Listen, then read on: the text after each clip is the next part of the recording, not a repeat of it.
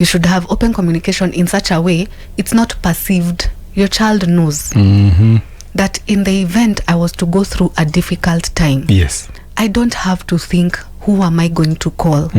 I know who I am going to call. I'm going to call dad. I'm going to call mom. And they're not going to judge me. We're going to sit with them and we're going to work through this problem, and I'm going to find a solution. But if they know that the moment I tell dad I'm going through something, it will be judgment and I'll be kicked out of the house, they will not come and share it with you. So do you think the Sunday school teachers can bring up this conversation, or they are restricted because for them they just have to deal with the spirituality? I think they can and they should. But the buck stops with the parents.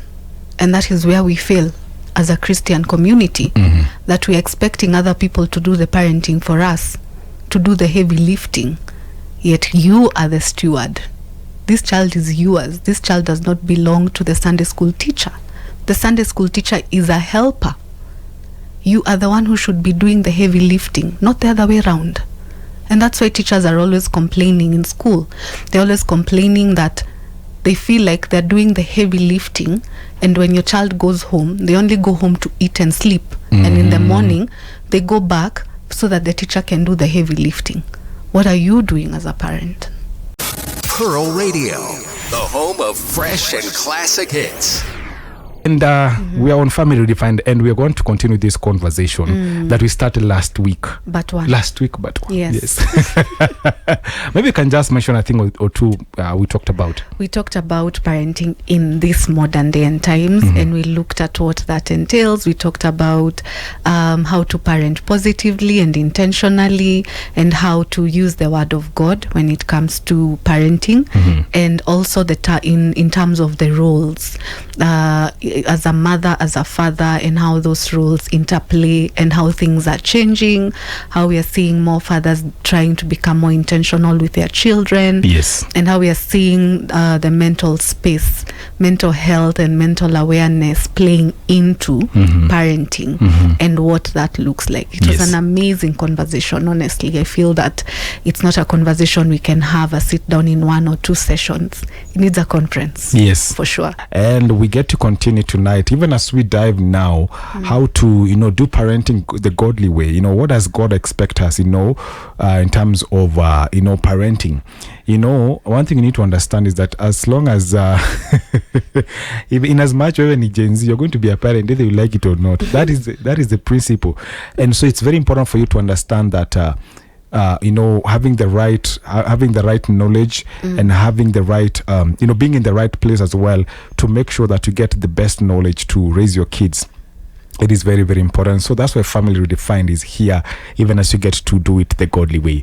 And in studio, I'm joined by Sharon Kungu, and even as you get to continue this conversation, Sharon.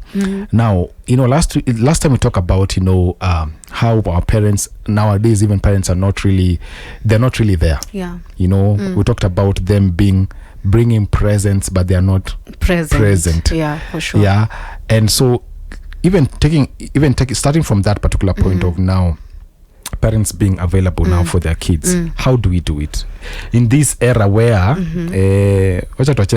AI, in this era where things are very tight? Yeah, for sure. The economy is very tight. It is. We have to make sure that we look for something for them to eat, but at the same time we want to balance so that we are not absent in their lives. Yep. And that's a very good point, Israel. And I think the number one thing as parents that we need to learn how to do is to build secure attachments.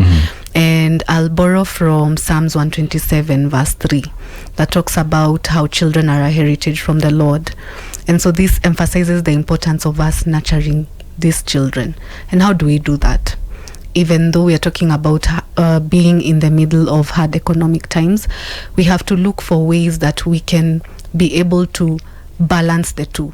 So simple things like playing with them, especially from the age 0 to 5, that developmental age is very important for you to be able to bond with your child. Playing with them, giving them your time, putting down your gadgets, switching off the TV, and intentionally being there for your child, reading the Word of God, having Bible study sessions with them, and also teaching them to read the Word of God by themselves. so that you're not only doing it for them, but you're teaching them to be able to do it for themselves. So you're building a secure attachment with your child, and at the same time you're empowering them so that in the event you're not there, they're able to do it by themselves. So that should be the first point. Yeah. Wow. And talking about that as well, there's this conversation, and I want us to even, you mentioned about now having that particular time for Bible study and everything. But now there are many conversations that we are usually shying away from. Yes. Oh, yeah. Oh, thank you for bringing that up. Over and above now having the Bible study, we are also tasked with raising children intentionally. And what does that look like? It looks like empowering them so that they're able to live in this modern world. There's so many things that are happening in this modern world that if we do not teach our children how to understand and how to handle the pressures of this modern world, they're going to be taught by the world. There's even a Swahili saying, I didn't pass Swahili, remind me, asiyefunzwa na mamaye hufunzwa na ulimwengu. Exactly. It's real. Yes. Yeah, so not shying away. And this, I like telling parents, take the time to know what is happening in the parenting scene. Yes. And organizations like KCPF, Kenya Christian Professional Forum, are very good when it comes to sensitizing families on what is happening on the ground with families. There's also another organization, and they have a website. It's called Family Watch International. If you go on there, you're able to read what exactly is happening in the world that is affecting you as a parent. And you will be able to empower yourself and understand, so what should I be talking to my child about in this season? Is it LGBTQ? Is it comprehensive sexual education? What exactly should I be empowering my child with? Yes. What kind of shows should we be watching? Should we be talking about body changes? And these are conversations that you should be able to familiarize yourself with. Yes. Do the research as a parent, listen to podcasts as well, read articles, so that you're able to be well informed to pass on the information to your child. Because another Bible verse I've remembered, my people perish because for lack of knowledge. Exactly. And talking about that, I saw this report that, actually it was a shocker to me, but there are many pregnant teens who are sitting in KCSE exams. Yes. And so you can be wondering what really happened, and I want to bring this point because I know it even happens for both who are in boarding and those who are in day school. And so what do you think will be the problem here? Because in terms of parenting, like, did the parents fail, or maybe the children were just spoiled? Why are they spoiled in the first place? Who teaches them how to be spoiled? Modeling positive behavior. That is point number 2. Now you're bringing us there. So it is us, the parents, who teach our children how we want them to live, how we want them to behave. And that's why we go back to empowering yourself as a parent. If you do not have the conversation with your child about, issues, sex, for example. Yes. How are they going to know that in the event I am intimate with, I'm trying to find the right words. In the event I have sexual relations with a member of the opposite sex, there are chances I will get pregnant. Yes. And explain this in depth. Don't leave it to the teachers. Ukisemanga ati iyo watafunzwa shule. Because the conversation is a bit too hard for you to handle. Yeah. There are YouTube videos that break it down up to age 0. Imagine. Up to age 0? Yes. A child who has been born, you can sit with them and teach them body parts using a video. Same case, a 16-year-old or an 8-year-old, for example. There are videos that are able to help you as a parent be able to understand, how do I have this conversation with my child? And I always say, start from what they know. Ask them, what do you know about this conversation? Today I want us to talk about ABCD. What do you know about it? Start from what they know and build from there. And allow for open communication and model positive Christian living. That's the only way. And you know, we have mentioned that, and I remember we were at this event, and we were with Pastor Samukat. I don't know if you know Pastor Samukat. So we were together, and he shared something that was very, very, very profound, that we are shying away from talking about these things, and so our kids are getting information elsewhere. Yes. And even when we talk about, when you mention the word intimate, we use other terms tunataka kutumia to appear, unamwambia sasa ati hii sijui, alisema mention it as it is. Exactly. And I did say that last time. Yes. Yeah. And so he was telling us that, we need to talk about it and tell them that the right time for us to do it, the right time to engage. Yes. And he was mentioning about, in terms of coming straight and telling them that, what you don't eat, supper on a breakfast, But now he was just trying to bring this conversation to try to engage, because that event had a lot of teens. Yes. And I can imagine that this information is out there, but now our kids are getting it from, because our parents, we are shy. Yes. Not even shy, we, I don't know. I think it comes from when we tell them, we are commanding them. And you're not telling them the reasons why you're telling them not to do what you're telling them. Yes. You're just telling them don't. But this generation is not a generation of don't. They will ask why. Yes. And when they ask why, you shut them down. So if you shut them down and don't explain to them your reasoning behind what you're telling them, to show them that whatever I'm telling you makes sense. For example, Israel, if today I came and told you, don't drink soda in the morning, you'll ask me why, right? Yes. And I tell you because I told you so. Will that be a sufficient answer? But that's the answer most parents give. They'll tell you not to do something, and then because I said so, I'm your mother or I'm your father. Yes. So is that reason enough for me to not do what you've told me not to do? No. You need to show them the sense in what you're telling them not to do, so that they understand the impact this has. I'm reminded of what Paul said in the book of Corinthians: follow my example as I follow the example of Christ. Right? Yes. You do, you see, and then, or rather you see and then you do. But there has to be an explanation. You have to understand, why am I doing this? So that I'm able to understand that the reason why I'm being told not to do a specific thing is because it will lead to 1, 2, 3. And that way, that child can be able to see, okay, fine, then I will wait until marriage, for example. Yeah. Wow. And I love that. That we bring now the light. Yes. We tell them why. Because they will ask a lot of questions.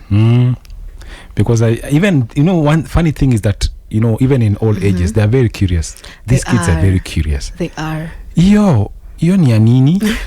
Hii ni ya nini? Now, unajua, a child is not shy. Yeah. They'll ask the question as it is. Yes. Remember, we are talking about parenting the godly way. Now we are looking forward into offering now solution in actually how we are supposed now to do parenting the godly way. Sharon, we've been talking about now relationships, that our young ones, they're getting into relationship at a very, very tender age. Yes. Unapata mtoto mwenye ako primary anakuambia huu ni boyfriend, huu ni boyfriend wangu, sijui. I have a boyfriend. Mami, I have a boyfriend. Yeah, anaitwa, and then so, okay, what do you guys know? He's my boyfriend, Yeah. And then they don't even get deeper. Yeah, exactly. But let's even start from that point. At what age are they supposed to be having boyfriends and girlfriends? Okay. That's a very good question that I might answer directly or indirectly. Okay. Reason being, it depends with the culture. Culture, because if you check in the Western culture, they start dating very early. But in the African culture, when did you start dating? For me, it's after high school. Higher. Lakini nilikuwa nasumbuliwa na adole kidogo. Exactly. Right? There's that. There's Yes. the adolescent part where you feel your hormones are urging you to seek out the opposite gender. Yes. But ideally, in the African context, at a past Form 4, it is frowned upon, right? So ideally, maybe college, according to the African culture. But people are starting earlier. So what we need to do is to, first of all, understand, what do you understand by the term boyfriend, girlfriend? Yes. You know? Then from there, according to the definition these children give, you can now decide as a family what works for you. Because remember, we have mixed marriages, in the sense that people are marrying from different cultures. Yes. So from one culture, it could be allowed to date earlier. From another culture, it's frowned upon. So as a family, you have to find a middle ground, what works for you. For me, I remember my dad had spies, literally, everywhere. When I was after primary, so you would leave to go visit a boyfriend. I don't know how he used to find out. And he's not following you. You've left him in the house. But by the time you're coming back, he's telling you where you are and who you are with, and he's warning you not to go back. How old were you? I was 13.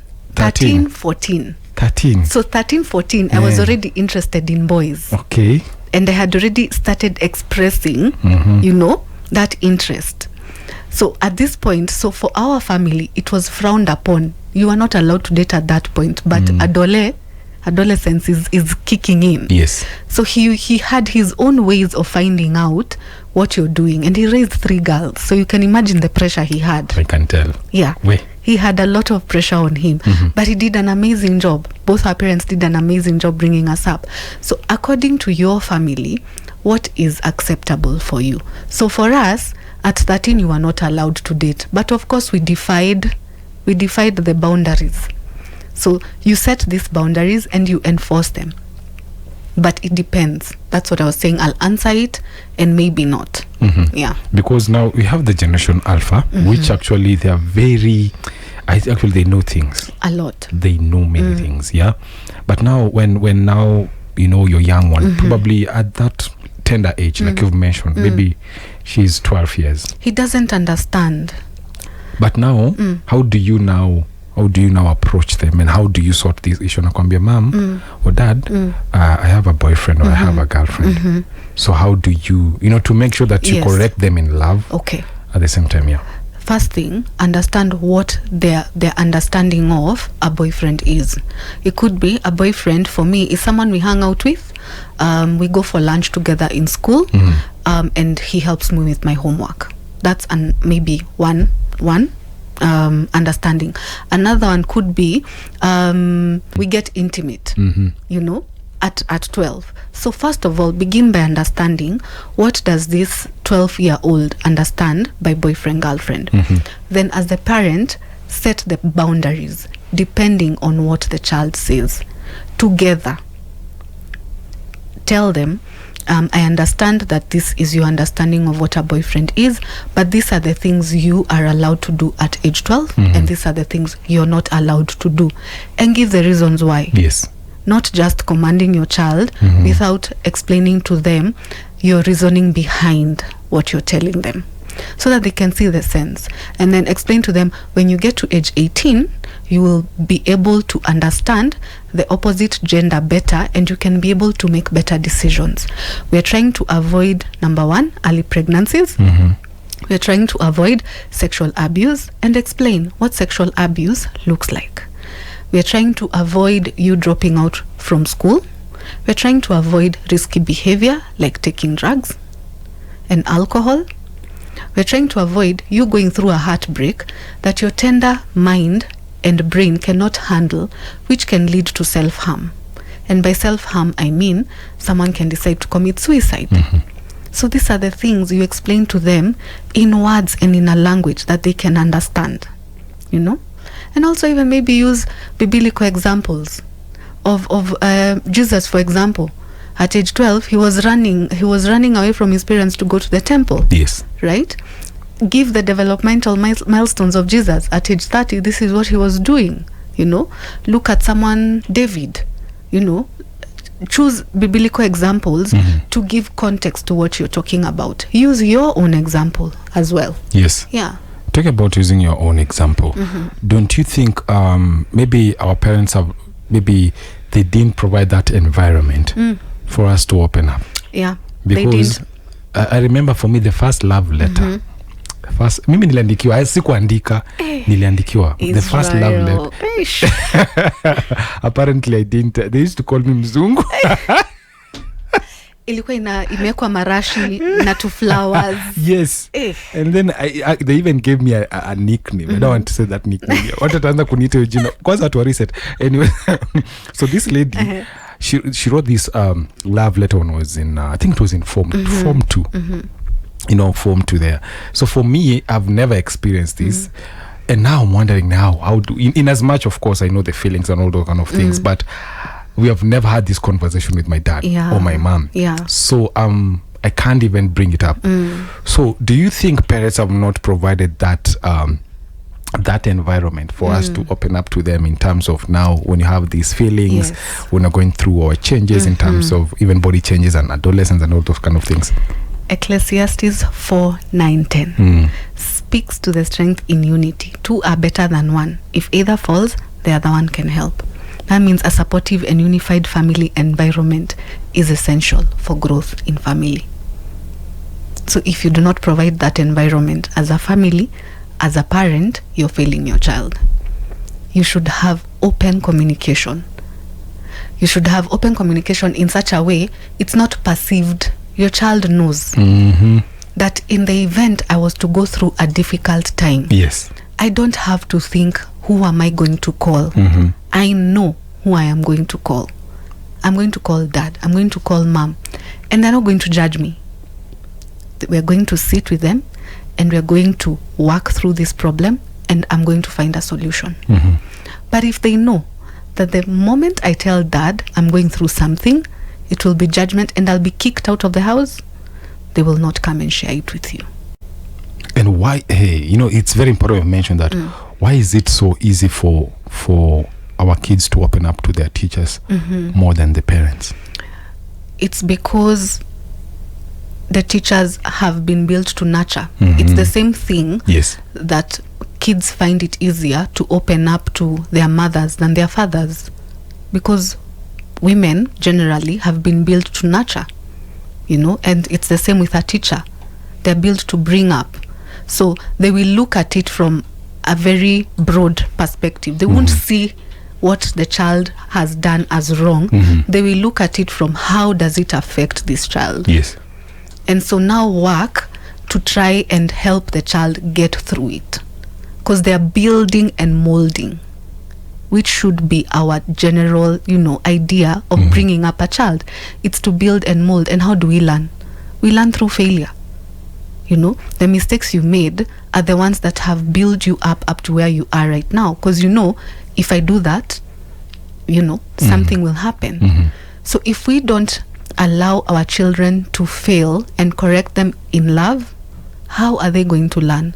That's why we have 40-year-olds living with their parents. Because they were shielded so much, they were not allowed to fail, that they don't know how to live by themselves. They don't know how to experience hurt. They don't know how to experience pain. They don't know how to experience financial challenges. They're shielded so much. And talking about being shielded, I know we have a Christian audience. And I know most of them, they take their kids to Sunday school. So do you think the Sunday school teachers can bring up this conversation, or they are restricted because for them they just have to deal with the spirituality? I think they can and they should. But the buck stops with the parents. And that is where we fail as a Christian community, that we're expecting other people to do the parenting for us, to do the heavy lifting. Yet you are the steward. This child is yours. This child does not belong to the Sunday school teacher. The Sunday school teacher is a helper.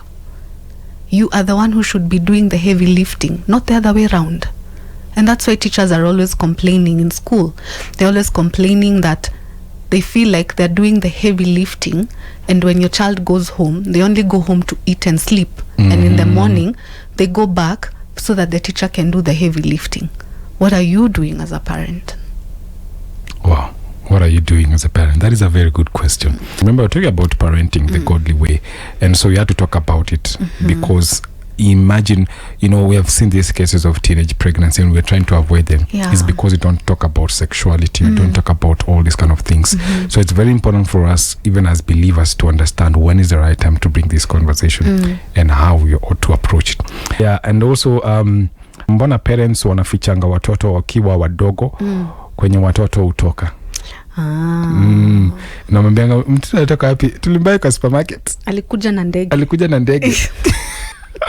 Those are the things we are trying to tell parents to stop doing. Yes. By the way, so practical, let's say really, it's happening right now. Tu amekuuliza, ma'am, watoto anatokanga wapi, ma'am? Namwambia from my stomach. You answer that and you wait for the next question. Maybe the next question would be, how do they enter your stomach? Now, you explain, when two people love each other, they get married. And when they get married, God blesses them with children. And what God does, God puts the children in mommy's tummy. That is a 2-year-old explanation without telling them much details. So, mtoto akiulizwa 2 years, where do children come from? Atasema, God puts the children in mommy's tummy. Yes. Amekosea? Ajakosea? He's right. Then as they grow older, at 8, the narrative changes, and you begin, where do children come from? When two people love each other, they get married, and when they get married, they're allowed to be intimate with each other. And when they're intimate with each other, God blesses them with a child, and that child goes into mommy's tummy without being too forward. At 12, you use the exact words. Yes. Which I will not use here. Yes. Okay, I think that is very profound. That's just an example. Yes, I think that is the best way to answer. Parents refuse to open up this discussion. I remember asking my mom why she was not telling me the things. Like, as in, it's true that parents refuse to. Yeah, they do. These conversations, Israel, are not easy. They make parents sweat. It's because from the African culture, things about intimacy and sex are not really open. Yes. And that is something we need to change, because the worldview is changing. And if we don't change and accommodate these discussions, our children are going to be left behind. And that's why we are having so many pregnancies, so many people, just having risky behavior. Yes. Just because we're not having these conversations. We need to change with the times, and changing with the times doesn't necessarily have to be negative. It can be positive. Yes. Yeah. Well, it can be positive. Thank you so much for that. Majorly we've been talking about now our kids and our kids, but also the parents now. Yes. Because if their parents are not okay, then they cannot be able to raise up their children in the way that is right. True. So how do we also maintain that aspect of now investing in ourselves as parents? Yeah. Psalms 23 talks about God restoring the soul, and I think one of the ways that parents can ensure that they themselves are okay so that they are able to show up for their children is self-care. And this is something that cannot be ignored. Taking care of yourself, physically, emotionally, spiritually. What are you doing to make sure that you're okay as a parent? Because if you're not able to show up for yourself, you cannot give what you don't have, Israel. You cannot give the love if you're not loving yourself. If you're depressed or going through, you're having suicidal thoughts, yes, there's no way you're going to be able to show up for your children. So look for a support system. Build a community around yourself so that you're able to parent the right way. Work on your spiritual growth, because I feel like relying on God even in the tough times and allowing him to guide you even in the parenting journey itself. None of us were born parents, yes, but God has the blueprint of what he intended for family. So he's the author of the family. Looking to him, and the only way you can look to him is if you build that relationship with him and you build that connection. And that connection works in a very systemic way, that in the event you and God are okay, you've connected spiritually. In the event there's something wrong in the family front, let's say with your child, yes, your child could be struggling with something and they're not in a position to tell you. but in your spirit you know that there is something wrong with your child, and God prompts you to pray for this child. Yes. And in that way, your connection with God trickles down to your children. You could be struggling with communication when it comes to your relationship with your children. And through your own quiet time with God, God can reveal to you that you need to calm down. You need to break down the barriers of communication in your family, which can be able to help you build this bond and connection with your children. So if this connection is missing between you and God, it really brings a bit of a disconnect as well in your family. If you're not okay mentally, you won't be okay spiritually. You know, if your health is suffering, another area of your life will be suffering. So I believe that parents should learn how to take care of themselves first, so that they can fill themselves up, so that they can be able to deposit whatever they have to their children. Wow. We have been in a generation where parents used to sacrifice everything. Yeah. They sacrifice. Unapata hata mzazi anunui hata kiatu. Because they want to make sure that their kids have a better life. You know, they don't even take care of themselves. And they don't realize that, you know, by that, we call it sacrifice. Yeah. But at the same time, we are, you know, becoming limited even to offer, Yes. you know, what we, you know, to our kids. Yeah. So it's very important that we talk about now investing in ourselves. Yeah. And you bring that aspect of spirituality. Yeah. But also want even to bring the aspect of now planning yourself financially, you know. You have, let's say, for example, someone is earning like 60K or 50,000, and then now you have to balance. You have kids who are going to school, but also you have yourself. Yeah. But you'll find parents, they take money, put it in school, you know, putting in, make sure that the wife has everything, the kids, and then ikifika kwake atavaa tu shati moja the whole year. You know, they don't even invest in themselves, like because we have this aspect of sacrifice.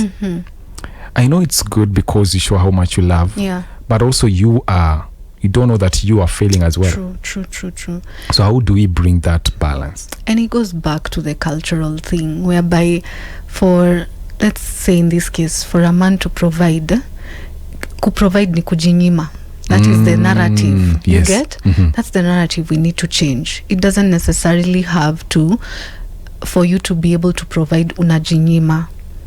You need to also put yourself first. First of all, live within your means, for starters, so that you're able to accommodate all your expenses. I would also suggest, even in terms of even having children, space them out so that your finances can not be strained in a way that it's too stressful for you.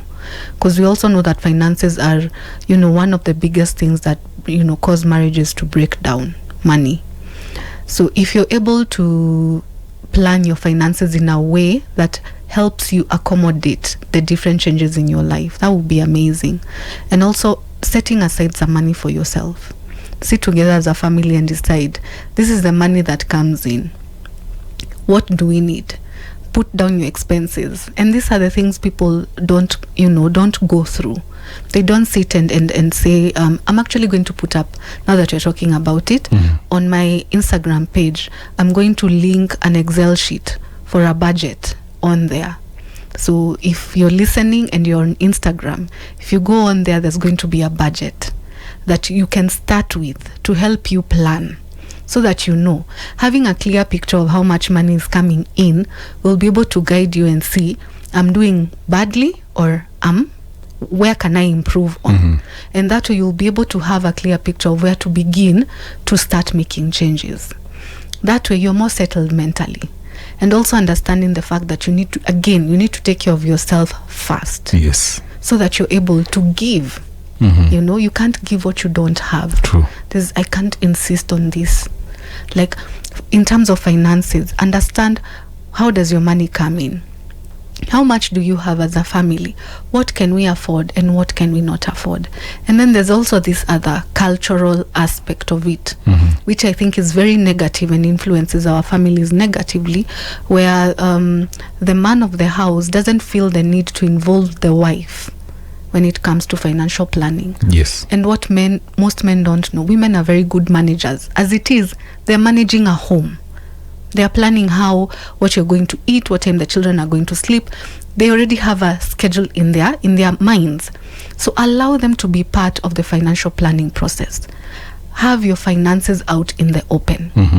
These things that we are secretive about are the ones that are causing many men to die with, heart conditions. Yes. Because you're putting so much weight on yourself, all in the name of providing, that you forget to take care of yourself. So you need to allow your spouse to come in and take away part of that burden, so that you can plan together. Yeah. Yes. That is so important. That is very, very, very, very profound. And allow me to bring this, because I know there are those who are listening and they're struggling with single parenting. Yes. And I think this is where also we need to make sure that we know how to do it, because for someone who's coming from a complete family, it's different. For someone who's being raised from a single parenting, especially the moms who are taking care. But how do they instill parenting to make sure that their kids don't fail? I know that those who are coming from a single parent and they're well disciplined and all, but also there are those who are coming from single parenting, they are crooked, they are spoiled bread. Unapata tu mtoto ni kichwa ngumu because they lacked something of the opposite side. Get? So maybe you can start from a single mom and then a single dad. I think first of all is to just appreciate them. The fact that they are doing, they have the courage and the confidence to do that journey alone. It's not an easy thing for you to decide, or whatever circumstance that got you there to be a single parent. So kudos to you if you're a single parent out there and you're listening. I'm already congratulating you for taking up the, that baton and saying, I'm going to raise this child. I don't have another option, and I've decided to keep that positive mindset.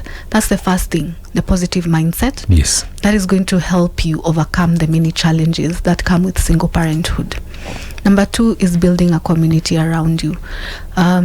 Regardless of you being a single mother or a single father, try and build a community. If you're a single mother, build a community with role model men. If you have a father who is a good role model, make sure that your children are spending quite a bit of time with them.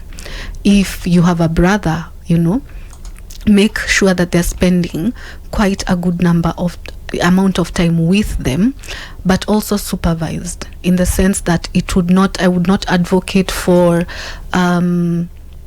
we know our society has changed, and we have very many instances of sexual abuse and the like. And it would also be good that even as you're allowing your children to spend time with people apart from you, that you understand that this could be a possibility. Yes. And we know that the number of sexual abuse cases that do happen from, people we know. If you talk to children who've been sexually abused, they'll tell you, it was my uncle, it was my aunt, it was so and so. So even as you're being intentional about providing a community for your child, you also need to be intentional to know what kind of community that is surrounding your child. So it is a lot of work, but at the same time, if you're positive minded about it, you're meant to succeed. Also, being intentional in the sense that you'd have to do a lot of reading up, in terms of how can I be able to show up for this child as a single mother. Seek support. There's support groups for single parents as well. In churches, in your local church, find out, is there a support group for single parents? And if there is if there's not one available, you can start one. Yes. You can take up the initiative and talk to your local pastor and say, I'm a single parent and I'm feeling there's a gap here that we need to fill. And in that way, that can be your ministry. Yes. So there are different ways to look at it, As a single dad, I also feel that it applies to both single moms and single dads. Come up with a community, If you're a single dad to a girl, find a community around you that has a feminine, yes, kind of feel to it, and have support groups as well. And also just work on your self-care. I feel like a single parent, in terms of self-care, needs to be double. True. It's a lot. True. Because you're the mom and the dad at the same time. So the pressure for a single parent is more. Yeah. It's more in all aspects. And especially because I also have seen this challenge, especially when they want to settle down. Yeah. And then now you have to tell your kid that this is not going to be your new father or new mother. Yes. Or probably, of course, maybe they might know, but now for them now to try to adapt into that environment, now to tell them they've been so used to be, it's only me and mom. Yeah. But now there is another dad. There's someone who's coming into the picture. Do it gradually. Yes. Don't first of all shield your children, because I feel like there's a dating process to that, and this person could be dating and they date maybe for 6 months, it doesn't pan out, so that relationship is over. Then you meet someone else and you date, right? So not every person you meet you're introducing to your child. Yes. You need to have boundaries, and also have a check, like agree, come up with a way of knowing at what point do I know that this relationship is worth it, and now I can introduce this person to my child, so that your child is not going through ambiguous loss, in the sense that by the time they're getting used to someone, this person has already left, and now they have to start getting used to someone else. And also this could lead to, relationship issues and attachment issues when your child grows up and they're also going through that cycle of dating. So you have to be really intentional. Yeah. And you mentioned about boundaries, and I want us to bring this point, is that now where do we draw the line? Because in as much we are parents, there's some things we don't have to let our kids know, or for them to see as well, because I remember me growing up, I've never seen my dad and my mom fighting, and it's not, probably it has never happened, maybe it was happening but I didn't know. You didn't know. But so in terms of now boundaries and putting limitations, where are we supposed to put as parents to make sure that our kids never get to experience this, or maybe this other side of us? Yes, I believe that we should be able to build a whole rounded family, in the sense that even if there's conflict in the home and the child gets to see the conflict, it's not them seeing the conflict, it's how the conflict plays out. That's the problem. Yes. We shouldn't shield the conflict from them. I hope you're understanding, because if you shield the conflict from them, does that mean they grow up knowing that life ni nywe, akunanga conflict, life is perfect? So when they get into their own relationships and there's a conflict, they're like, whoa, I never saw this. This is not something I experienced, so I can't handle this. And that's why we have Michael's father stonewalling, not talking, But if you show them, your dad and I are having an issue, and this is how we deal with it, you can go like, mom and dad are having a conversation and we need to talk about something. Yes. Or mom is sad, for example, because dad made me sad. Yes. And then they'll ask why. You'll say, we were having a conversation and it didn't go the way I wanted, so dad and I have to have a conversation about it. There's a difference. So it's not about them not seeing the conflict, it's how they see the conflict playing out. It's the absence of abuse. Yes. It's the absence of shouting, the absence of you're not talking to each other for days in the house. That matters. It's you showing that we do fight sometimes, but we fight fair. It's you showing that today I'm not happy with your dad, and honestly I need some time away, I need my self-care. And being able to communicate that to your child with grace and love, so that they understand that it is possible to have conflict and solve it in an amicable way. Not that we don't have conflict. That's not reality. So we need to show them the reality, but in a Christ-like manner. Yeah. Wow, that is so amazing. I want just to share a word of encouragement, maybe to parents who are listening. Yeah. And I feel like there are parents who are listening, and they have their kids who are very, maybe they have not been giving them peace. Probably they are spoiled, and they don't know how to instill discipline or to put them back in line. Some of them have drifted away, and I feel like there are people who are listening to me, and they're raising teens, and teens, especially when they reach that age where they want to explore life, they can be very, very for sure. So maybe just wanted to share a word of encouragement and also hope to every parent listening. I think for me is to just say congratulations first of all, and I really applaud you for deciding to be a parent, because in itself that is a journey, and that takes courage for you to decide, I got pregnant, I'm not going to terminate this pregnancy, I'm going to see it through the 9 months. And that child has grown up and they're a teenager, and now that's when you're feeling the pressure and wondering, am I going to make it? Yes. Look back from year 0 to year 13. What is it that you've done right? And continue doing that. And look for, like I keep saying, look for a community. Build a community that will be able to walk with you through the journey, because what people do, they keep quiet and they will think that they're in that situation by themselves. But if they look closer, they will realize that other parents are facing the same issues they're facing. And nowadays, I love what most of our churches are doing. We have parenting classes, classes that help people just come together and sit and share. And like I said before, if that is not available in your church, maybe that's an area of ministry that you should be called to. Look for resources around that age group to help you understand what is it that you need to do. And especially for teenagers are looking for independence and freedom. Give it to them in small doses so that they feel seen, they feel valued. And in that way, you will avoid those little hiccups that come here and there.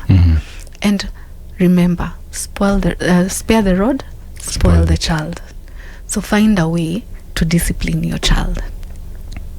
For those, I think, who are in between age 0 and, let's say, 10, it's a lot of work. It takes, it's a lot of changing diapers, hospital visits, school runs. It's so much, it can weigh so much. It can be so heavy on you. Yes. But the fact that you're resigned to do it, keep a positive mindset, and enjoy the changing diaper moments. Enjoy the 4 a.m. feeds. Yes, enjoy them. Take that time to pray over your child. Yes. Take that time to look at your child and say, thank you, Lord, because my child was born with 10 toes and 10 fingers. Thank you, Lord God, because my child has a pair of lungs, Yes. Thank you because he can see. Thank you because he can hear. Develop an attitude of gratitude.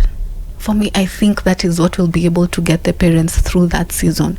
And when it is too much, learn to ask for help. Learn to ask for help, because help is always available. When you seek it out, it is available. Do not keep quiet. If you're feeling overwhelmed, ask for help. You'll be surprised. Wow. Yeah. So our scripture reading today will come from the book of Proverbs 22. Verse 6, that talks about training up a child in the way he should go. Even when he is old, he will not depart from it. We know that parenting in today's world is challenging. We have talked about it. We have gone through it in this show. And even last time we talked about the challenges we face as parents and the pressures and influences of our children. What they face, they are very, very complex. We cannot even begin to understand the kind of society these children are living in. That even as they leave our homes, as they go to school, as they are socializing with their friends, we cannot begin to understand what they go through. It's a different world. It's a different world from what we were brought up in. And our role as parents is crucial in helping them to navigate this journey. We are the compass, we are the guiding factor in terms of a physical father that they have here on earth. So we have been tasked with a very, very important task, to be able to understand and see that we are a very, very important part when it comes to our children. And understanding this and remembering this is very, very important, because it keeps us intentional, it keeps us on our toes, and it keeps us grounded in God and in our faith and in understanding that without him, it is impossible to raise a godly generation. Let no one lie to you. Without him, it is impossible. Impossible. So this evening, if you're feeling overwhelmed, if you're feeling like you're at the end of your rope when it comes to your children, you do not know where to turn to, look to God. He is there, He is a prayer away. He is a call away. Just call to him and he will answer. Just say, dear Lord, you blessed me with these children. You gave them to me.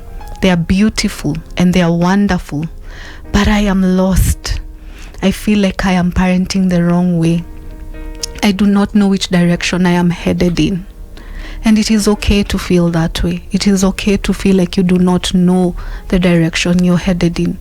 Do not beat yourself too much about it. But the good thing is that you have a Father who knows the direction. He has the blueprint. He understands.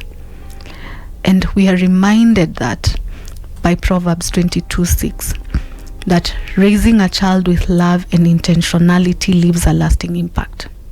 So God calls us not only to nurture, but also to guide, to set boundaries and impart values that align with his truth. So in family therapy, there is a concept known as secure attachment, which is about creating a safe, loving relationship where children feel accepted and valued. And that is what we've been talking about this evening. So when our children feel secure and in love and in our love, they are more receptive to our guidance. They learn resilience and confidence to face the world. So it is your responsibility to develop a secure attachment with your child, and you cannot do that if you do not know how that looks like. Do you have a secure attachment with your God, so that he can be able to teach you what a secure attachment looks like, so that you can nurture your children in the same way? So remember our 3 key principles for a godly, effective parenting. 1 is to build secure attachments. 2, so you need to ask yourself, how can I show my children that they are deeply loved, even in times of discipline? Number 2 is to set boundaries with grace. And you need to ask yourself, are there areas in my parenting where I can balance correction with grace? 3 is to model Christ's love and compassion. And you also need to ask yourself, in what ways can my actions reflect God's love to my children? So, knowing this, that parenting is a journey that requires both strength and humility, as we strive to love our children, to set boundaries, and to model Christ-like behavior, let us remember that we are not alone, that God is our ultimate guide and source of wisdom. By trusting him, we can create a home filled with love, respect, and security. Yeah. Wow, that is so powerful. That is so powerful. And thank you so much, Sharon, for sharing. 96.9 FM, Pearl Radio.